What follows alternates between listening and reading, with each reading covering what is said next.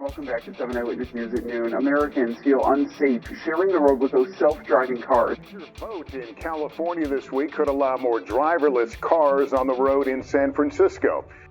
We now have video of the moment that a Tesla in self-driving mode started braking unexpectedly. And when it comes to riding in self-driving cars, 85% of baby boomers surveyed said they were afraid to be in a car that's going to drive themselves.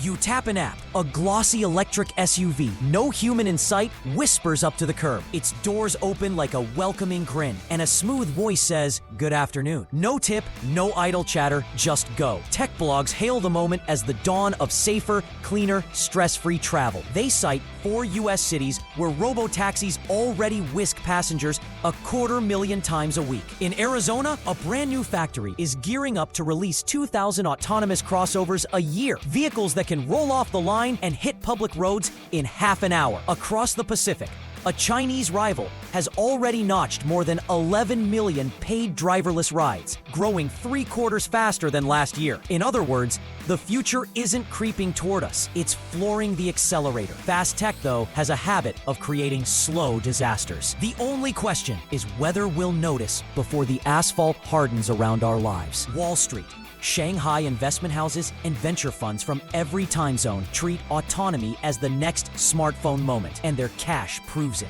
More than $160 billion have already poured into driverless research, production, and lobbying. One marquee firm has teamed with a global parts giant to mass-produce luxury crossovers in Arizona, betting that scale matters more than perfect code. Each new robotaxi becomes a rolling sensor tower. LiDAR scans curbs, radar pings pedestrians, and high-definition cameras catalog every license plate, storefront, and streetlight. The data feeds back to headquarters, sharpening maps hour by hour. Every mile the fleet drives makes the next mile cheaper, and cheap miles lure more investors.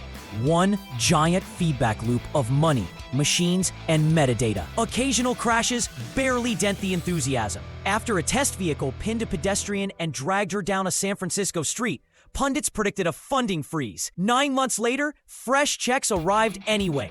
The company rebranded its software and expansion resumed. Overseas competitors treated American hesitancy as an opening, shipping more cars into more neighborhoods, learning new city blocks, one false stall at a time. Brochures boast that computers never drink, text, or nod off, so collisions will plummet. Early case studies even show crash rates falling on the specific streets where heavily supervised fleets operate.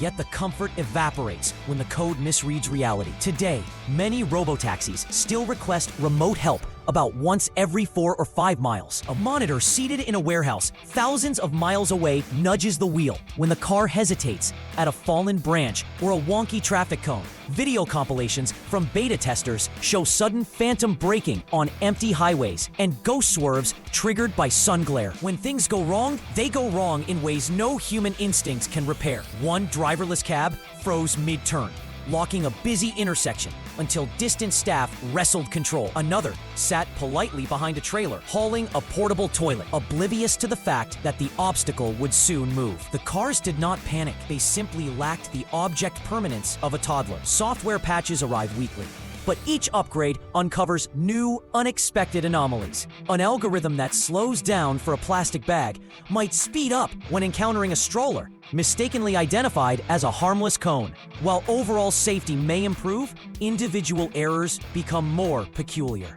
Data suggests progress, but your nerves might tell a different story. In the United States, automakers may self-certify that their vehicles meet standards that still don't fully exist. States hungry for factory jobs waive local road rules, and tech lobbyists draft bills shielding autonomous fleets from routine traffic tickets. Meanwhile, Europe and the UK require black box recorders, cybersecurity audits, and clear legal liability before a single fare is charged. The corporate playbook is predictable. Invite mayors for suave demo rides. Frame any delay as a threat to economic leadership. Push statewide laws that override city councils. Once fleets roll, officials rarely reverse course. Ask the town still paying to tear down 1950s freeways that once promised an end to congestion. If a city hesitates, a company can hint it will build jobs somewhere friendlier. That threat lands hard in regions chasing post-industrial revival. Local skeptics lose veto power, and the rulebook bends around whoever arrives first with a glossy slide deck. Common sense suggests that safer, computer-directed cars will smooth traffic. Modeling disagrees. One university study warned that price-competitive robotaxis could push vehicle miles traveled up by roughly 85%. Every trip made easier plants the seed for two more. Errands you once combined get split. A mile you once walked becomes a mile you buy. In Phoenix, early adopters already swap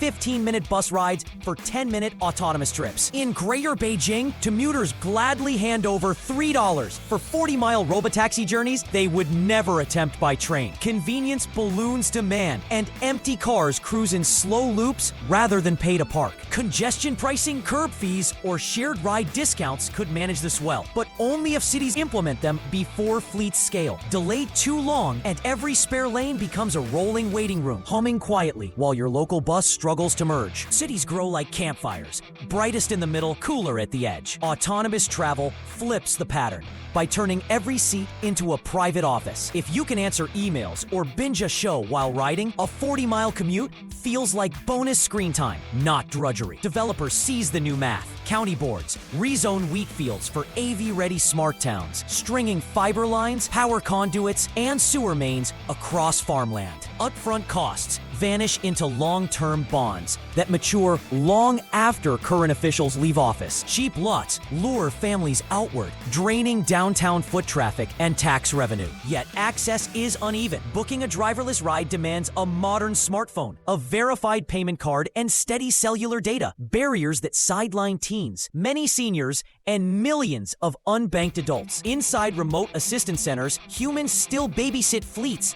but at call center wages. The driver's job hasn't vanished. It's been relocated and downgraded. Passengers who need real help, securing a wheelchair, guiding low-vision riders, meet an empty front seat. True mobility requires elevators that work, sidewalks that meet the curb, and buses staffed by people paid to care. Robotaxis promise universal freedom. The fine print tells a narrower tale. Electric motors silence tailpipes, but they don't erase every pollutant. Tire wear, brake dust, and microscopic asphalt fragments already rival exhaust soot in urban air. Stack on the extra weight of batteries, sensors, and backup computers, and each mile scrapes more rubber dust into gutters and storm drains. Sound evolves, not disappears. Below 30 miles per hour, an EV whispers. Above that, the hiss of rubber on pavement drowns engine noise, and heavier vehicles hiss louder. If fleets circle all night to reposition for dawn demand, the city's background hum becomes a permanent white noise machine. Sidewalk cafes lose customers, parks feel like rest stops, and renters keep windows shut even in spring. Add the soft glare of roof-mounted LiDAR and the cold stare of multiple cameras, and streets once alive with conversation start to feel like monitored conveyor belts. People retreat indoors, leaving the curbs to machines. Cities, listen up.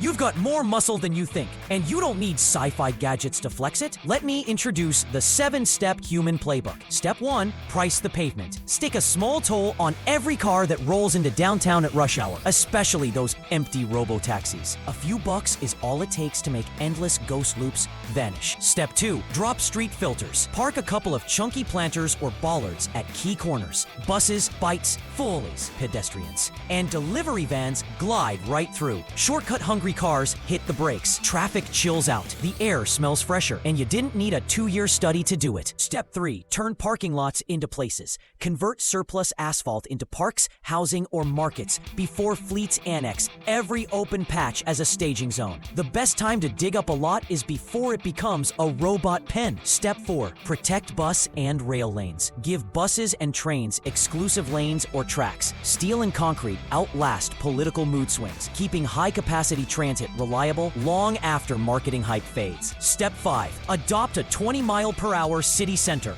When average speed drops, crashes fall, and noise softens. Multiple mid-sized cities have proven that a universal 20-mile-per-hour limit saves lives without exotic tech. Step 6, demand the data. Require every autonomous operator to share raw safety and disengagement reports with independent analysts.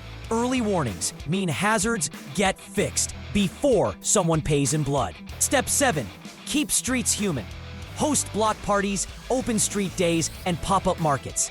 Encourage chalk art, street performers, and curbside cafes. A lively public realm reminds policymakers that roads serve people first and algorithms second. Self-driving tech dazzles. It promises fewer drunk drivers, painless parking, and fresh independence for anyone too young, old, or busy to steer. Those gains are worth cheering if cities seize the reins early. Left unchecked, the same fleets can amplify sprawl, bury buses, and flood streets with silent congestion. The choice is not robots or ruin. It's whether communities shape the rulebook while the concrete is still wet. Paint the bike lane now. Plant the tree. Price the curb. Guard the bus lane. Throw the street festival. Do the human things first. Then invite the robots on clear public terms, because the best version of the future might not be cars that drive themselves. It might be cities where people don't need to drive at all. What's your take on the road ahead? Are electric vehicles the real game changer? And do driverless cars excite or worry you? Share your thoughts below.